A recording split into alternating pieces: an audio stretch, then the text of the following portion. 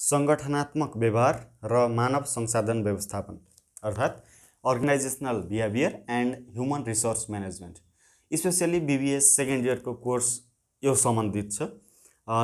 यो भन्दा पहिला थर्ड इयरमा अर्गनाइजेशनल बिहेभियर एन्ड सेकेन्ड इयरमा ह्युमन रिसोर्स म्यानेजमेन्ट गरेर कोर्स त्यसरी डिभाइड गरिएको थियो। यद्यपि मास्टरमा अर्गनाइजेशनल बिहेभियर एन्ड एचआरएम दुईटै पढ्नुपर्छ। तपाईले यदि थर्ड इयरको अर्गनाइजेशनल बिहेभियर जसको छ उसको लागि पनि महत्त्वपूर्ण छ र सेकेन्ड इयरमा अर्गनाइजेशनल बिहेभियर र एचआरएम स्पेसली हामी यो टपिकमा आजको भिडियोमा चर्चा गर्छौं। सेकेन्ड इयरको सिलेबस हेर्दाखेरि अर्गनाइजेशनल बिहेभियर र ह्युमन रिसोर्स म्यानेजमेन्ट एकै ठाउँमा राखिदिँदा एकदमै बढी लेन्दी भइरहेको छ। अब स्पेसली सेकेन्ड इयर त्यसपछि थर्ड इयरको लागि एन्ड अदर ब्याङ्किङ प्रिपरेसनको लागि एन्ड अदर लोकसेवा प्रिपरेसन पिएससीको लागि र मास्टरको लागि हरेकको लागि महत्त्वपूर्ण छ। यहाँनिर अहिले मैले चाहिँ बिल्कुल सेकेन्ड इयरको सिलेबसमा रहेर कुरा गर्छु। महत्त्वपूर्ण हरेकको लागि हुन जान्छ। यसमा हामी सिलेबसबाट अध्ययन गर्छौं। के कुरा अध्ययन गर्नु छ त्यसरी हेर्छौं। पाठ्यक्रममा के छ भने फर्स्टमा अर्गनाइजेशनल बिहेभियर र त्यसपछि मात्रै ह्युमन रिसोर्स म्यानेजमेन्ट छ।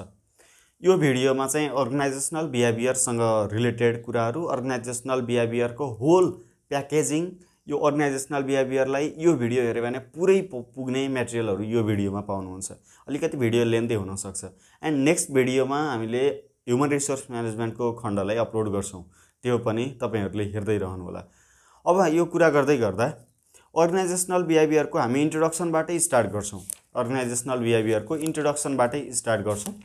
अर्गनाइजेशनल बिहेभियरको फर्स्टमा हामीले इन्ट्रोडक्सन पार्टमा हेर्नुपर्ने कुरा भनेको के छ भन्ने कुराबाट जाउँ। फर्स्टमा त अर्गनाइजेशनल बिहेभियर भनेको के हो भन्ने कुरा अलिकति सर्टमा बुझौँ है। जस्तो यो अहिले चाहिँ कम्पिटेटिभ मार्केट छ। यति बेला कुनै पनि संगठनले आफ्नो उद्देश्य, पूर्व निर्धारित उद्देश्य, आफ्नो निर्दिष्ट उद्देश्यलाई प्राप्त गर्नको लागि विभिन्न प्रकारका क्षमता, योग्यता, सिप, दक्षताहरू विकास गर्नुपर्छ। अब त्यो विकास गर्दै गर्दाखेरि खासमा संगठनात्मक व्यवहार भनेको के हो त हैन, अर्गनाइजेशनल बिहेभियर भनेको के हो त भन्ने कुरालाई यसरी हेरौँ। यो के छ भने संगठनभित्रको मान्छेको, संगठनको जुन कर्मचारी हुन्छ ह्युमन रिसोर्स, तिनीहरूको व्यवहार बुझ्ने र तिनीहरूको व्यवहार बुझ्ने, पूर्वानुमान गर्ने र व्यवस्थापन गर्ने। संगठनभित्र रहेको कर्मचारीको व्यवहार बुझ्ने, त्यो व्यवहारको पूर्वानुमान गर्ने र त्यसको व्यवस्थापन गर्ने कार्यलाई संगठनात्मक व्यवहार भनिन्छ। यसलाई चाहिँ तपाईहरुले यसरी बुझ्न पनि सकिन्छ। एउटा एसबी रबिन्सले यस्तो भनेको छन्, संगठनात्मक व्यवहार एक अध्ययनको क्षेत्र हो जसले संगठनको प्रभावकारिता वृद्धि गर्ने दिशातर्फ ज्ञान प्रयोग गर्ने उद्देश्यले संगठनभित्र व्यक्तिगत, समूह र तथा संरचना व्यवहारको प्रभावबारे जाँचबुझ गर्दछ भनेर भनेको छ। अर्थात् तपाईले के बुझ्नु भने संगठनभित्र रहेको कर्मचारीहरूको व्यवहार बुझ्ने प्रक्रियालाई संगठनात्मक व्यवहार भनिन्छ। उनीहरूको व्यवहारबारे पूर्वानुमान गर्ने, व्यवहार बुझ्ने, व्यवस्थापन गर्ने, तिनीहरूलाई कसरी म्यानेज गर्न सकिन्छ त, कसैको के आवश्यकता होला, कसैको के आवश्यकता होला, त्यो पूर्ति गरेर म्यानेज गर्ने प्रक्रियालाई संगठनात्मक व्यवहार भनिन्छ भनेर संगठनात्मक व्यवहारको यति कुराहरू तपाईले बुझ्नुस्। एन्ड नेक्स्टमा लेभल अफ ओबी एनालाइसिस भन्ने कुरा इम्पोर्टेन्ट छ। संगठनात्मक व्यवहारको तहहरू जस अन्तर्गत इन्डिभिजुअल अर्थात् व्यक्तिगत, त्यसपछि ग्रुप र अर्गनाइजेशनल, व्यक्तिगत, सामूहिक र संगठनात्मक छ। यसमा व्यक्तिगत तहमा कस्तो हो भने यो आफ्नो व्यक्तिको मनोविज्ञानसँग सम्बन्धित छ। व्यक्तिगत तहमा लेभल अफ ओबी अन्तर्गत तीनटा छ, व्यक्तिगत, समूह र संगठनात्मक। व्यक्तिगत भनेको कुनै पनि व्यक्तिको मनोविज्ञानसँग सम्बन्धित एन्ड समूह भनेको यो सामाजिक मनोविज्ञानसँग सम्बन्धित है। बुझ्ने है, यही कुरा लेख्ने एक्जाममा। व्यक्तिगत भनेको व्यक्तिको मनोविज्ञानसँग सम्बन्धित, सामाजिक भनेको अर्थात् समूह भनेको सामाजिक मनोविज्ञानसँग सम्बन्धित। एन्ड नेक्स्टमा संगठनको कुरा छ। यो संगठन भनेको संगठनको संरचना, संस्कृति, त्यसपछि प्रभावकारिता, सांस्कृतिक संरचना, यस्तो कुराहरूसँग सम्बन्धित तीनटा चाहिँ लेभल अफ ओबी एनालाइसिस छ। एन्ड ओबी सिस्टम भनेर पनि इम्पोर्टेन्ट छ, ओबी सिस्टम व्याख्या गर्नुहोस् भनेर पनि आउन सक्छ। ओबी सिस्टम भन्यो भने सिस्टम भन्दा बित्तिकै इनपुट प्रोसेस अनि आउटपुट हुन्छ र यसलाई लास्टमा फिडब्याक हुन्छ। इनपुटमा सङ्गठनको इनपुट के हुन्छ त भन्दा सङ्गठनको एचआर ह्युमन रिसोर्सहरू इनपुट हुन्छ, जुन व्यक्तिगत समूहगत र सङ्गठनात्मक गरेर 3 तहको हुन्छ। त्यसपछि प्रक्रियामा सङ्गठनमा गरिने क्रियाकलापहरू है, सङ्गठनको मानव संसाधनले सङ्गठनमा गरिने क्रियाकलापहरूलाई सङ्गठनात्मक प्रक्रिया भनिन्छ। एन्ड त्यसपछि त्यसको रिजल्ट चाहिँ आउटपुटमा देखा पर्ने हो। Higher productivity and high efficiency चाहिँ उच्च उत्पादकत्व, मितव्ययी प्रभावकारिता चाहिँ त्यसको आउटपुटको रूपमा देखा पर्छ। त्यो समग्र प्रक्रिया कस्तो रह्यो त भनेर एनालाइसिस गर्नको लागि फिडब्याक दिने गरिन्छ।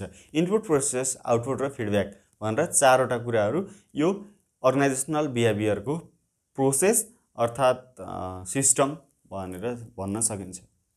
त्यसपछि के छ भने यो सङ्गठनात्मक व्यवहारको एजम्पसनहरू है, यसको मान्यताहरू के छ भन्दाखेरि सङ्गठनात्मक व्यवहारमा समग्रमा तपाईँले के बुझ्नुपर्छ भने सङ्गठनमा भएको कर्मचारीसँग रिलेटेड भएर तपाईँले एजम्पसन गर्ने।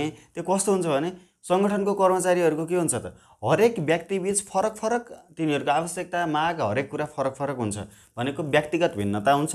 समग्र व्यक्ति हुन्छ, होल लाइफ भनेको कस्तो। अर्को नेक्स्टमा होल लाइफ कस्तो भने मानौ मैले कुनै सङ्गठनमा काम गर्छु भने मेरो आफ्नो जिन्दगी पनि त छ नि, मैले त्यो सङ्गठनमा दिएको टाइम र त्यही मात्रै सङ्गठन मात्रै मेरो जिन्दगी होइन, आफ्नो व्यक्तिगत पर्सनल जिन्दगी पनि त हुन्छ, समग्र लाइफ। त्यसपछि नेक्स्टमा छ व्यवहारको कारण हुन्छ भन्ने है, यसको एजम्पसनहरूमा व्यवहारको कारण हुन्छ। जस्तो कोही कर्मचारी रिसाइरहेछ भने किन रिसाइरहेछ त, त्यसको पनि केही कारण होला। राम्रो काम गरिरहेको छैन भने किन गरिरहेको छैन, त्यसको पनि केही कारण होला, त्यो कारण खोज्नुपर्छ। एन्ड मूल्यवान व्यक्ति, भ्यालुएड पर्सन, हरेक मान्छेले आफू मूल्यवान भएको देख्न चाहन्छ होइन, किनभने आफूलाई सदैव राम्रो भएको हरेक मान्छेले हेर्न चाहन्छ। एन्ड सामाजिक प्रणाली एन्ड साझा चासो, हरेकको चासो हुनु पर्यो, सहभागिताको चाहना र नैतिक पाठ, यति चाहिँ सङ्गठनात्मक व्यवहारको आधारभूत मान्यताहरू हो। व्यक्तिगत भिन्नता, समग्र व्यक्ति, व्यवहारको कारण हुन्छ, मूल्यवान व्यक्ति, सामाजिक प्रणाली, साझा चासो, सहभागिताको चाहना, नैतिक पाठ। अब मोस्ट इम्पोर्टेन्ट के छ भने यो च्याप्टरबाट contributing discipline to the field of OB, यो ओबीको क्षेत्रमा योगदान पुर्याउने विषयहरू के छ भन्ने छ। यसमा चाहिँ पिएसएसए अर्थात् पिएसएस पास है, पास भनेर याद गर्नु होला। Contributing discipline to the field of ओबीमा पीबाट साइकोलोजी मनोविज्ञान, त्यसपछि एबाट एन्थ्रोपोलोजी मानवशास्त्र, एन्ड एसबाट सोसियल साइकोलोजी र सोसियोलोजी सामाजिक मनोविज्ञान र समाजशास्त्र, यो क्षेत्रले चाहिँ सङ्गठनात्मक व्यवहारमा योगदान पुर्याउँछ। त्यसपछि अर्को महत्त्वपूर्ण कुरा यो च्याप्टरमा के हो भने यो individual behaviour as an input output system हो। यो व्यक्तिगत व्यवहारलाई निवेश प्रतिफल प्रणाली इनपुट आउटपुट प्रोसेसको रूपमा हेर्दाखेरि एउटा ट्रेडिसनल एप्रोचमा एक तरिकाबाट व्याख्या गरिएको छ भने एन्ड मोडर्न एप्रोचमा नेक्स्ट अर्को तरिकाबाट व्याख्या गरिएको छ। ट्रेडिसनल एप्रोचमा के छ भने उत्प्रेरक र प्रक्रिया नमुनाको रूपमा व्याख्या गरिएको छ, जस अन्तर्गत फेरि यो कस्तो छ भने यसमा चाहिँ उत्प्रेरक र प्रक्रिया भनेको निवेश प्रणालीलाई उत्प्रेरक र प्रक्रियाको रूपमा व्याख्या गरिएको छ। यहाँनिर यो परम्परागतको कुरा थियो।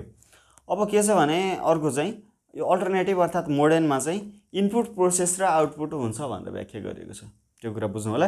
अब यसको अर्को महत्त्वपूर्ण कुरा भनेको मेन्टल प्रोसेस छ। मेन्टल प्रोसेस भनेको के हो भने हामीले झ्याप्प केही कुरा देख्यौँ भने त्यो कुरालाई त्यो देख्ने कुरा हुन्छ नि जुन, त्यो देख्ने कुराको वरिपरि रहेको विभिन्न सूचनाहरूमध्ये महत्त्वपूर्ण सूचनाहरू दिमागले ग्रहण गर्छ र दिमागले आफूले मेन्टल प्रोसेस गरेर त्यसपछि त्यो सूचनालाई आउटकम्सको रूपमा दिन्छ। यो समग्र प्रक्रिया भनेको मेन्टल प्रोसेस हो। यस अन्तर्गत के पर्छ भने पिटिपिसिसी भनेर याद गर्नु होला। मेन्टल प्रोसेसमा पिटिपिसिसी, पी भनेको फर्स्टमा अनुभूति गरिन्छ, केही कुरा अनुभूत गरिन्छ, एन्ड टीबाट थिङ्किङ सोचाइ गरिन्छ, त्यसपछि फेरि पिटी पछि पी प्रब्लम सल्भिङ समस्या समाधान गरिन्छ, एन्ड सी भनेको कन्सेप्चुअलाइजेसन धारणा विकास गरेर लास्टमा क्रिएटिभिटी सृजनशीलता, पिटिपिसिसी भनेर तपाईँले याद गर्नु होला मेन्टल प्रोसेसको। यति कुरा थियो। त्यसपछि यहाँनिर विश्वास, दृष्टिकोण, मूल्य, आवश्यकता जस्ता कुराहरू छ। यो सर्ट क्वेसनमा आउन सक्छ।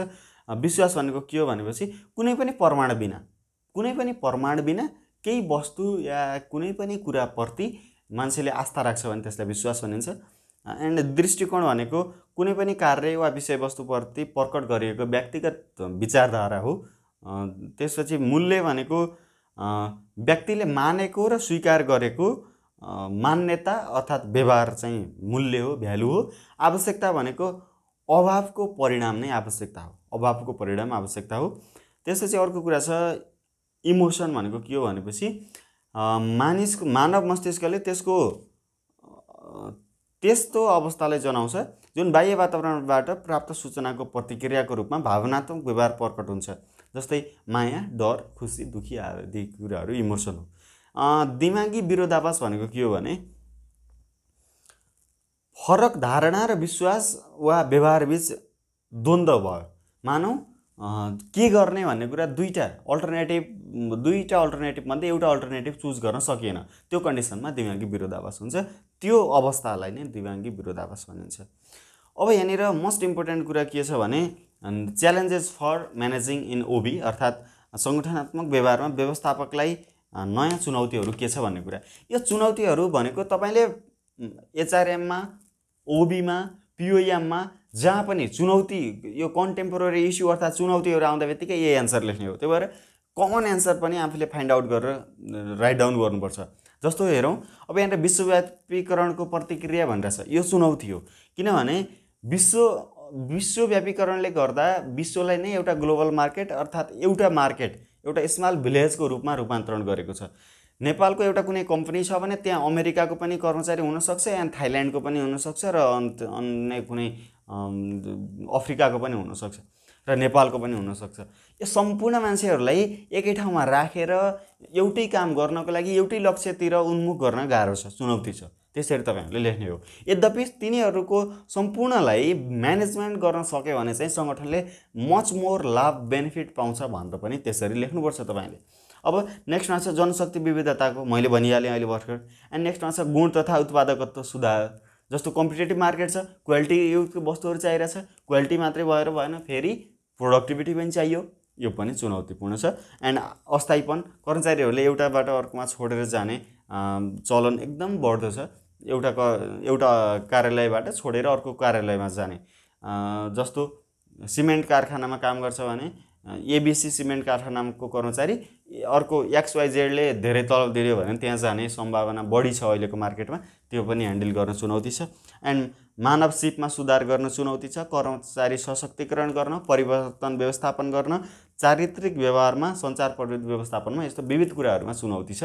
यो यहाँनिर अरू तपाईँले बुझ्नुहुन्छ। परिवर्तन व्यवस्थापनमा चुनौती भनेको कस्तो हो भने जस्तो सङ्गठन एउटा कुनै टेक्नोलोजी एडप्ट गरेर अगाडि बढिरहेको हुन्छ, त्यो एडप्ट गरेर अगाडि बढिरहँदा भोलि न्यू टेक्नोलोजी आउँदा पुरानो कर्मचारीहरूले के भन्छ त भन्दा हामीले त्यो त न्यू चलाउन जान्दैनौँ, त्यस्तो भने हामीले जागिर छोड्नुपर्छ भन्ने डरले त्यो नयाँ प्रविधिलाई आउनै दिँदैन, परिवर्तन हुनै दिँदैनन् हो। त्यो पनि अहिलेको चुनौती हो। एन्ड नेक्स्ट च्याप्टर छ अनुभूति र सिकाइ। यो अनुभूति र सिकाइमा धेरै कुराहरू पढ्नुपर्ने छैन। अनुभूति भनेको के हो भन्ने कुरा तपाईँलाई थाहा छँदैछ। पर्सेप्सन भनेको यो एउटा दिमागी प्रक्रिया हो, मेन्टल प्रोसेस नै हो। के छ भने यो अनुभूतिमा व्यक्तिले वातावरणबाट सूचना प्राप्त गर्छ र त्यो सूचनाको व्याख्या गरेर एउटा निश्चित अर्थ निकाल्छ। यो अनुभूतिलाई चाहिँ व्यक्तिको मोटिभ्स के छ, उसको निड्स के छ, उसको बिलिफ के छ, एटिट्युड कस्तो छ भन्ने कुराले प्रभाव गर्छ। त्यति हो।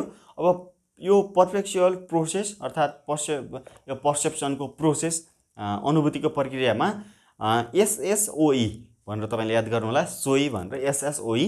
यस अन्तर्गत स्टिमुली उत्तेजक, एन्ड नेक्स्ट एसबाट सिलेक्सन, एन्ड नेक्स्ट ओबाट organizational and interpretation, and next ईबाट चाहिँ इमोसन एन्ड बिहेभियर छ।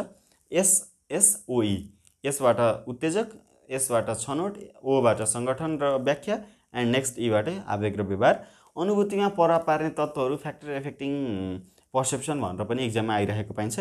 यसमा 3टा तत्त्वहरू छ, जस अन्तर्गत एउटा चाहिँ अनुभूतिकर्ताको तत्त्व छ, अर्को चाहिँ लक्ष्यजन्य तत्त्व अर्थात् फ्याक्टर इन टार्गेट छ र अर्को चाहिँ अवस्थाजन्य तत्त्व अर्थात् फ्याक्टर इन सिचुएसन छ। जस अन्तर्गत फर्स्टमा फ्याक्टर इन दी पर्सिभर अर्थात् अनुभूतिकर्ताको तत्त्व अन्तर्गत के पर्छ भने अनुभूतिकर्ता अन्तर्गत जस्तो मानौ मैले केही अनुभूति गर्नको लागि मेरो आफ्नो आन्तरिक तत्त्वहरूले पनि त प्रभाव पार्छ। जस्तो मेरो एटिट्युड के छ, मेरो मोटिभ के छ, इन्ट्रेस्ट के छ, मेरो अनुभव कस्तो छ, मेरो अपेक्षा के छ जस्तो कुराहरूले प्रभाव पार्छ। एन्ड लक्ष्यजन्य तत्त्व अन्तर्गत नवीनता, गति, आकार, आवाज, पृष्ठभूमि, निकटता, समानता जस्तो तत्त्वहरूले प्रभाव पार्छ। एन्ड नेक्स्टमा सिचुएसन अन्तर्गत समय, कार्य अवस्था, सामाजिक अवस्था जस्तो तत्त्वहरूले प्रभाव पार्छ। अब नेक्स्टमा चाहिँ यहाँनिर यो आरोपण सिद्धान्त अर्थात् एट्रिब्युसन थ्योरी। यो एट्रिब्युसन थ्योरी अन्तर्गत के छ भने यो एट्रिब्युसन थ्योरीको मेन थिम भनेको के हो भने कुनै पनि व्यक्तिले कुनै पनि कार्यको दोष आफूले दिन्छ या अरूले दिन्छ भन्ने कुरा यो थ्योरीले एनालाइसिस गर्छ। जस्तो मानौ तपाईँ क्लासको फर्स्ट हुनुभयो भने यदि तपाईँले म आफ्नो मेहनतले गर्दा क्लासको फर्स्ट भएँ भन्ने तपाईँले जब लाग्छ भने त्यो एउटा एट्रिब्युसन अन्तर्गत पर्छ। र अर्को कस्तो भइदिन्छ भने होइन मेरो टिचरहरूले राम्रो पढाएको कारण या त अन्य कुनै कारणले म फर्स्ट भएँ भन्ने तपाईँले लाग्छ भने त्यो पनि हो। त्यो जज कसलाई दिन्छ त भन्ने कुरा चाहिँ यो सिद्धान्तले व्याख्या गर्छ। यस अन्तर्गत आरोपण सिद्धान्तको नियम अन्तर्गत 3टा छन्। 3टा एबीसी भनेर मैले चाहिँ याद गरिरहेको थिएँ मैले पढ्ने क्रममा केही वर्ष पहिला। एबीसी, एबाट एकरूपता, बीबाट विशिष्टता र सी अर्थात् समानता भनेर त्यसरी याद गरेको थिएँ। आरोपण सिद्धान्तको 3टा नियम एबीसी, एकरूपता, विशिष्टता र समानता भनेर याद गर्नु होला। एन्ड आरोपण गल्तीहरू भनेर एट्रिब्युसन इरर भनेर पनि तपाईँले आउन सक्छ। आरोपण गल्तीमा के छ भने आरोपणको सिद्धान्तमा पनि कमी त्रुटि भ्रमहरू रहेका हुन्छन्, तिनै गल्ती हो। यहाँनिर केही गल्तीहरू छन् जस्तो आधारभूत आरोपण गल्ती, आधारभूत आफ्नो अनुकूल पक्षपात, यस्तोहरू गल्तीहरू हुन्छन्। अब नेक्स्टमा छ perception and individual decision making. अब यो त्यति महत्त्वपूर्ण छैन। यहाँनिर लर्निङ प्रोसेस भनेर एउटा यो लर्निङ प्रोसेस अलिकति महत्त्वपूर्ण छ। जस्तो लर्निङ प्रोसेसमा के हुन्छ भने एउटा इन्भाइरोमेन्ट हुन्छ फर्स्टमा, एन्ड ल अफ इफेक्ट अर्थात् प्रभावको नियम हुन्छ, एन्ड नेक्स्टमा आकार र नमुना हुन्छ, एन्ड नेक्स्टमा नयाँ व्यवहार हुन्छ। यो 4वटा पोइन्टहरू याद गर्नु होला। एन्ड अर्को कुरा छ तपाईँहरूको प्रिन्सिपल अफ लर्निङ छ। यो मैले सरस्वती मात्रै भने। पुनर्सरबलीकरणको सिद्धान्त, सजायको सिद्धान्त, सामान्यीकरणको सिद्धान्त, विभेदीकरणको सिद्धान्त, उत्प्रेरणाको सिद्धान्त, पुनरावृत्तिको सिद्धान्त, संलग्नताको सिद्धान्त र सिकाइ रेखाचित्रको सिद्धान्त छ। यो यहाँनिर अलिकति महत्त्वपूर्ण भनेको लर्निङ थ्योरिज हो। लर्निङ थ्योरिज अन्तर्गत के छ भने 4वटा थ्योरी छ। एउटा क्लासिकल कन्डिसनिङ थ्योरी छ। यो भनेको कस्तो भने मान्छेलाई जे आवश्यक छ कन्डिसनिङ जे आवश्यक छ त्यही सिक्छ भन्ने कुरा। एन्ड क्रियात्मक अनुकूलन अर्थात् अपरेन्ट कन्डिसन भनेको छ। यसमा के छ भने व्यवहारको क्रियात्मक अनुकूलन यो अनुसार चाहिँ व्यवहारलाई रिइन्फोर्समेन्ट गरी परिवर्तन गर्न सकिन्छ भन्ने कुरा छ। एन्ड ज्ञान सिद्धान्तमा चाहिँ विगतमा के कस्तो ज्ञान बटुलिरहेको छ त्यो मान्छेले त्यही अनुसार अब सिक्छ भन्ने कुरा। एन्ड सामाजिक सिकाइ भनेको जहाँ हुर्क्यो जो छ उसको आमा बुवा साथीभाइ इष्टमित्र रोल मोडल तिनीहरूको तत्त्वबाट सिक्छ भन्ने कुरा छ। अब सिकाइमा प्रभाव केले पार्छ होला अर्थात् factor affecting learning, factor influencing learning भनेर तपाईँले बुझ्नु। सिकाइमा प्रभाव भनेको शारीरिक तत्त्वले पार्छ, सामाजिक तत्त्वले पार्छ, वातावरणीय तत्त्वले पार्छ, सिकाइको साधनको प्रकृतिले पार्छ, सिकाइ प्रक्रियाले पार्छ, व्यक्तिको मनोवैज्ञानिक तत्त्वले पार्छ, सिकाइमा पुरस्कार छ कि छैनले पनि पार्छ, सिकाइको चाहना कतिको छ भन्ने कुराले पार्छ, अभ्यासको अवसर, सूचनाको उपलब्धता जस्तो कुराहरूले प्रभाव पार्छ। एन्ड नेक्स्टमा महत्त्वपूर्ण कुरा के छ भने बिहेभियर मोडिफिकेसन, व्यवहार परिमार्जन। त्यति महत्त्वपूर्ण छैन है, तर पनि मैले भनिदिइहालेँ। यो व्यवहार परिवर्तन गर्नको अनुसार कार्य अवस्था अनुसार व्यवहार परिवर्तन गर्नुपर्छ भन्ने मान्यता राख्छ यसले। यो अनुसार व्यवहार परिमार्जनको प्रक्रियालाई हेर्दाखेरि फर्स्टमा कार्य सम्पादन सम्बन्धीको व्यवहार कस्तो छ भन्ने कुरा थाहा पाउने, एन्ड नेक्स्टमा व्यवहार मापन गर्ने, त्यसपछि मापन गरेको व्यवहारलाई विश्लेषण गर्ने, त्यसपछि हस्तक्षेप रणनीति तर्जुमा गरेर हस्तक्षेप रणनीति कार्यान्वयन गर्ने, एन्ड लास्टमा मूल्याङ्कन र अनुगमन गरे यसरी यो व्यवहार परिमार्जन गर्न सकिन्छ। एन्ड नेक्स्टमा छ साथीहरू एकदमै महत्त्वपूर्ण कुरो च्याप्टर आइरहेछ यो। अब के छ भने सिकाइको कुरा छ है, सिकाइको कुरा आइरहेछ एकदमै महत्त्वपूर्ण कुरा। व्यक्तित्वको कुरा है, पर्सनालिटी। यो पर्सनालिटी भनेको व्यक्तिमा रहेको आन्तरिक तथा बाह्य गुण र विशेषताको संयोजन नै व्यक्तित्व हो, अरू छुट्टै केही पनि होइन। व्यक्तित्वमा तपाईँले बुझ्नुपर्ने कुरा के छ भने अब यहाँनिर व्यक्तित्व कसरी निर्धारण हुन्छ भन्नको लागि हेरिडिटीले, इन्भाइरोमेन्टले, सिचुएसनले प्रभाव पार्छ हैन व्यक्तित्व निर्माण हुनको लागि। यहाँनिर व्यक्तित्वको गुणहरू त्यसपछि त्यस्तो कुरा छ। त्यस अन्तर्गत यो क्याटल्सको 16 व्यक्तित्व तत्त्वहरू एउटा महत्त्वपूर्ण छ। एन्ड नेक्स्टमा यो मेयर्स ब्रिक्सको पर्सनालिटी इन्डिकेटर अर्थात् मायर्स ब्रिक्स व्यक्तित्व सूचक भनेर व्यक्तित्वलाई 4 तरिकामा हेरिएको छ, जस अन्तर्गत एक्सट्रोभर्ट, इन्ट्रोभर्ट, त्यसपछि सिइङ एन्ड इन्ट्युटिङ, त्यसपछि थिङ्किङ एन्ड फिलिङ र जजिङ एन्ड पर्सिभिङ भनेर 4 तरिकाबाट व्याख्या गरिएको छ। बाह्यमुखी, अन्तर्मुखी, हेराइ र अन्तर्ज्ञान, विचार र अनुभव गर्ने, न्याय तथा अनुभूति गरेर 4 तरिकाबाट हेरिएको छ।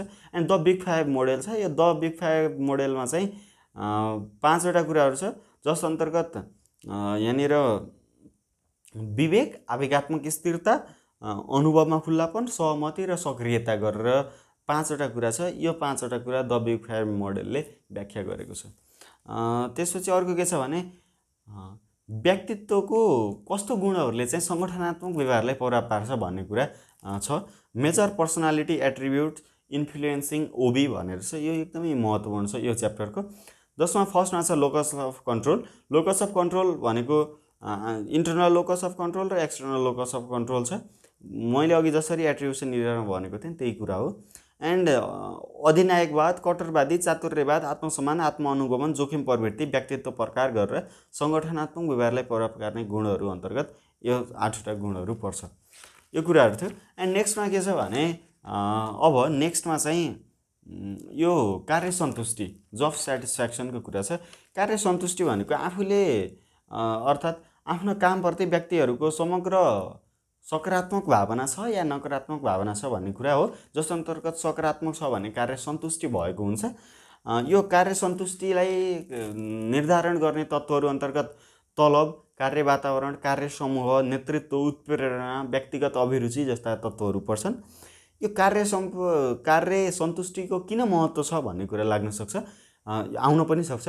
कार्य सन्तुष्टिको किन छ भने कर्मचारी परिवर्तन हुँदैनन्। जस्तो कर्मचारीले सङ्गठन छोड्ने दर हुँदैन कार्य सन्तुष्टि भयो भने। अनि अब्सेन्टिजम पनि लो हुन्छ, अर्थात् घर बिदामा बस्दैनन् के, अफिस गएरै रमाइलो हुन्छ, काम गर्दै रमाइलो छ भन्ने घर बिदामा बस्दैनन्।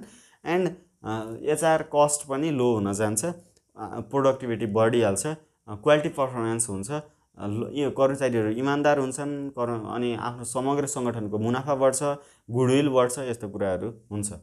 अब कार्य सन्तुष्टि मापन गर्ने विधिहरू अन्तर्गत विभिन्न विधिहरू छन्, जस अन्तर्गत एउटा एकल विश्वव्यापी मापन विधि छ, अर्को चाहिँ समिसन स्कोर मेथड अर्थात् स्कोर योग विधि छ। स्कोर योग अन्तर्गत जब डिस्क्रिप्टिभ इन्डेक्स छ। एन्ड अर्को यो मिनेसोटा सेटिस्फ्याक्सन क्वेसनयर छ एन्ड निड सेटिस्फ्याक्सन क्वेसनयर छ है, यिनी कुराहरू छन्। एन्ड नेक्स्टमा के छ भने कर्मचारी कार्य सम्पादनमा कार्य सन्तुष्टिको प्रभाव कस्तो छ भनेपछि अघि भनेको कार्य सन्तुष्टिको महत्त्व नै यसको प्रभाव हो है। एन्ड नेक्स्टमा छ अब सङ्गठनमा समूह तथा टोली। यो टोली र समूह भन्ने कुरा बिल्कुल फरक कुरा हो साथीहरू, त्यो भएर यसलाई चाहिँ सरसर्ती हेरौँ। समूह भनेको के हो भने साझा लक्ष्य प्राप्त गर्नको लागि सङ्गठित अर्थात् भेला भएको मानिसहरूको जत्थालाई समूह भनिन्छ, मानिसहरूको जमात हो। भनेपछि टोली भनेको अलि फरक कुरा छ। टोली चाहिँ के हो भने एउटा यो निश्चित कुनै के होइन क्राइटेरिया फिक्स भएको, जस्तो कर्मचारीहरूको समूहलाई टोली भनिन्छ। कर्मचारीहरूको 8-10 जना कर्मचारीहरू मिल्यो भने टोली भनिन्छ है। अब फर्स्टमा हेरौँ समूह निर्माणका चरणहरू, त्यो त्यति महत्त्वपूर्ण छैन। टाइप्स अफ ग्रुप अलिकति महत्त्वपूर्ण छ। फर्मल र इन्फर्मल हुन्छ। फर्मल अन्तर्गत आदेश र कार्य समूह हुन्छ भने इन्फर्मल अन्तर्गत अभिरुचि र मैत्री हुन्छ। फर्मल भनेको नियमले ल गरौँ भनेर लिखित कागजात तयार पारेर गठन भएको समूह हो। इन्फर्मल भनेको यत्तिकै काहीँ हुन्छ नि इन्फर्मल समूहहरू, कतै आन्दोलन गर्न जानु पऱ्यो भने एउटा समूह हुन्छ, एउटा अडिक एउटा निश्चित माग राखेर त्यो टाइप्सको है। इन्फर्मल ग्रुप अलिकति महत्त्वपूर्ण छ फर्मल ग्रुपभन्दा इक्जाम पोइन्ट अफ भ्यूले। त्यही भएर इन्फर्मल ग्रुपको भनेको कस्तो भने सो इच्छाले कसैको बलजफ्ती नभएर स्वतन्त्र रूपमा समूहमा आबद्ध हुन्छन् भने अनौपचारिक समूह भनिन्छ। यो अनौपचारिक समूहको विशेषता के हुन्छ भने साथीहरू, अनौपचारिक सम्बन्ध नै हुन्छ समूहको विशेषता। एन्ड प्राकृतिक प्रक्रिया हुन्छ, साझा आधार हुन्छ, सो इच्छाले लगिन्छ, सञ्चार समतल खालको हुन्छ, कोही ठुलो कोही कम भन्ने कुरा हुँदैन, बहुमतकै कदर हुन्छ एन्ड वातावरणीय अनुकूलन हुन्छ। त्यसपछि यसको महत्त्व किन छ भन्दाखेरि यो सुपरिवेक्षण पनि खासै गरिरहनु पर्दैन, सार्वजनिक सम्बन्ध राम्रो हुन्छ, सिप विकास हुन्छ, व्यवस्थापनलाई सहयोग हुन्छ, पृष्ठपोषण राम्रो हुन्छ, यस्तो कुराहरू छ। टोलीको के छ भने टोली भनेको विविध क्षमता र सिप भएका व्यक्तिहरूको एउटा कर्मचारी समूह जस्तो हो। टोलीको सानो आकार हुन्छ, एउटा केही परिवर्तन गर्नको लागि गठित गरिएको हुन्छ, प्रष्ट साझा लक्ष्य हुन्छ, सामूहिक प्रभावकारिता हुन्छ, सामूहिक कार्य गर्छन्, सहभागी नेतृत्व हुन्छ, गहन अन्तर्क्रिया गरिन्छ, प्रष्ट निर्देशन अस्थायी प्रकृति, उच्च ज्ञान जस्तो कुराहरू हुन्छ। टोलीको प्रकार टाइप्स अफ टिम अन्तर्गत समस्या समाधान टोली हुन्छ। जस्तो एउटा केही समस्या छ भने त्यो समस्या समाधान गर्नको लागि टोली गठन गरिन्छ। त्यसपछि क्रस फङ्सनल भनेको एउटा कार्य गर्ने र अर्को, जस्तो एचआर डिपार्टमेन्ट र त्यसपछि फाइनेन्सियल डिपार्टमेन्ट, अकाउन्टिङ डिपार्टमेन्ट बिच पनि त्यो टोली निर्माण हुनसक्छ। एन्ड भर्चुअल टिम भनेको जुमहरू योबाट निर्माण भएको टिम। एन्ड नेक्स्टमा भनेको सुव्यवस्थित कार्यटोली हुन्छ। अब यो कुरा छ टोली र समूहको डिफ्रेन्सेस चाहिँ एकदमै महत्त्वपूर्ण छ है, त्यो कुरा छ। त्यसपछि अब यहाँनिर महत्त्वपूर्ण कुरा भनेको कार्यटोली व्यवस्थापनमा समस्याहरू अर्थात् चुनौतीहरू, issue challenges in managing work team भन्ने कुरा छ। जस्तो समग्र गुण व्यवस्थापन, वर्कफोर्स डाइभर्सिटी, टिम पर्फर्मेन्स, परिपक्व टोलीको पुनर्सशक्तिकरण। मैले अघि भनिहालेँ नि, यो चुनौतीहरू आउँदा बित्तिकै सर्लक्क माथिको टिपेर राख्दै हुन्छ है। एन्ड नेक्स्टमा छ सङ्गठनात्मक द्वन्द्व र तनाव। यो सङ्गठनात्मक द्वन्द्वको कुरा अलिकति तपाईँहरूले नबुझेको कुरा हुनसक्छ। यो कस्तो छ भने सङ्गठनात्मक द्वन्द्व अन्तर्गत अलि बढी बुझ्नुपर्ने कुरा छ।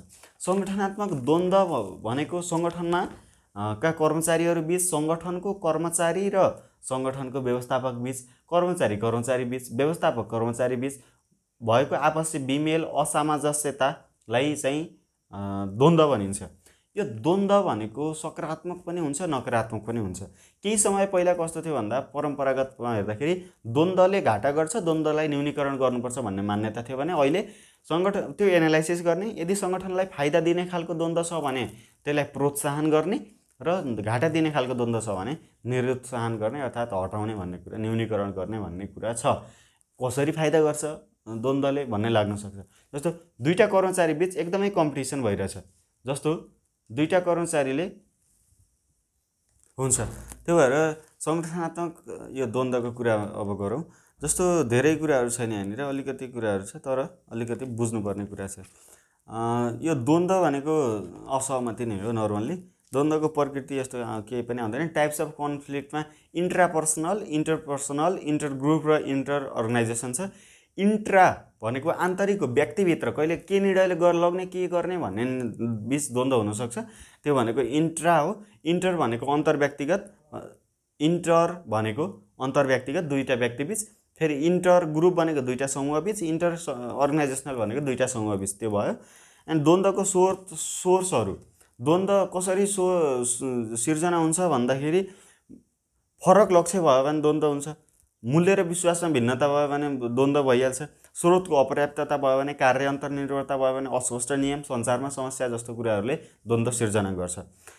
अब द्वन्द्व व्यवस्थापन अन्तर्गत द्वन्द्व व्यवस्थापन गर्ने भनेको के रहेछ त मैले अघि भनिहालेँ, द्वन्द्व सिर्जना पनि गर्ने, द्वन्द्व न्यूनीकरण पनि गर्नेलाई द्वन्द्व व्यवस्थापन भनिँदो रहेछ। चाहिएको कुरा द्वन्द्वलाई सिर्जना गर्ने, नचाहिने द्वन्द्वलाई हटाउने। अब द्वन्द्व समाधान गर्नको लागि समस्या समाधान गर्न सकिन्छ। संरचनामा परिवर्तन, साधनमा वृद्धि, छल्ने, मत्थर पार्ने, सहमति, आदेश, व्यवहारमा परिवर्तन, शान्त पार्ने, रोक्ने जस्ता क्रियाकलापबाट द्वन्द्व समाधान गर्न सकिन्छ भने उत्तेजना गर्नको लागि सञ्चार गर्ने, नयाँ समूहलाई भित्र्याउने, भित्रको समूहलाई बाहिर ल्याउने, निष्कासन गर्ने, सङ्गठनको पुनर्संरचना गर्ने, प्रतिस्पर्धात्मक पुरस्कार जस्ता कुराहरूले द्वन्द्व सिर्जना गर्छ। अब वार्तालापबाट द्वन्द्व समाधान पनि गर्न सकिन्छ। त्यसपछि यहाँनिर यो तनाव व्यवस्थापन पनि महत्त्वपूर्ण छ, तर तनाव व्यवस्थापन तपाईँहरूलाई आउँदैन होला है। एन्ड नेक्स्टमा छ साथीहरू एउटा कुरा, नेक्स्टमा के छ भने अब तपाईँहरूले यहाँनिर यो परिवर्तनको विरोध भन्ने छ हेर्नु हैन। यो परिवर्तनको विरोधमा मैले सर्टकट अलिकति मात्रै कुरा गरेँ। परिवर्तनको विरोध किन गर्छ भनेर मैले फर्स्टमै पनि भनिहालेको थिएँ। सङ्गठनमा को पूर्व निर्धारित लक्ष्य हासिल गर्नको लागि कर्मचारीहरू सङ्गठित भएर रहेका हुन्छन्। उक्त कर्मचारीहरूले के गर्छन् भन्दा उक्त कर्मचारीहरूले सङ्गठनको लक्ष्य निर्धारणको लागि काम गरिरहेको हुन्छन्, लक्ष्य प्राप्तिको लागि। अब त्यो काम गर्दै गर्दा केही परिवर्तन आयो, नयाँ टेक्नोलोजी आयो, नयाँ खालको केही अनुसरण गर्नु पर्यो, यो कम्पिटेटिभ मार्केटलाई बाट गेन गर्नको लागि, लाभ लिनको लागि भने पुरानो कर्मचारीहरूले त्यो आएको बेनिफिट ल्याउनको लागि सङ्गठनले चेन्ज गर्न खोज्छ। तर कर्मचारीले के गर्छन् भने यदि नयाँ टेक्नोलोजी आयो, नयाँ कुरा आयो भने हामीले गर्न सक्दैनौँ कि भनेर परिवर्तनलाई प्रतिरोध गर्छन्, परिवर्तन गर्न हुँदैन भन्छन्। त्यो चाहिँ परिवर्तन प्रतिरोध हो। यो गर्नु हुँदैन भन्ने कुरा तपाईँले बुझ्नु होला। परिवर्तन प्रतिरोध गर्नु हुँदैन, किन हुँदैन भन्ने कुरा त थाहा भइहाल्यो। त्यसले गर्दा प्रोडक्टिभिटी, इफिसियन्सी यस्ता कुराहरू लेस हुन्छ भन्ने कुराहरू बुझ्नु होला। यसरी हामीले ओबीको सर्टकटमा, एकदम सर्टकटमा आधी घन्टामा ओबीलाई हेऱ्यौँ। अब नेक्स्टमा एचआरएमलाई हेर्छौँ। ओबीकै पनि इन डेप्थ है, डिटेलली केही छ त्यस्तो नबुझेको भने कमेन्ट गर्नुभयो भने मैले सम्भवतः भिडियोहरू हालिदिन्छु। 10-15 जनाको भन्दा बढीको माग एउटै टपिकमा भयो भने त्यसको भिडियो बनाइदिउँला। तर के छ भन्दा नेक्स्टमा एचआरएमको आउँछ। ओबीको यति हो, स्टडी वेल, राम्रोसँग पढ्नुहोस्, सरसर्ती पोइन्टहरू याद गर्ने एन्ड व्याख्या गर्ने, टियुको त्यसरी नै मार्क्स आउँछ है। बाई।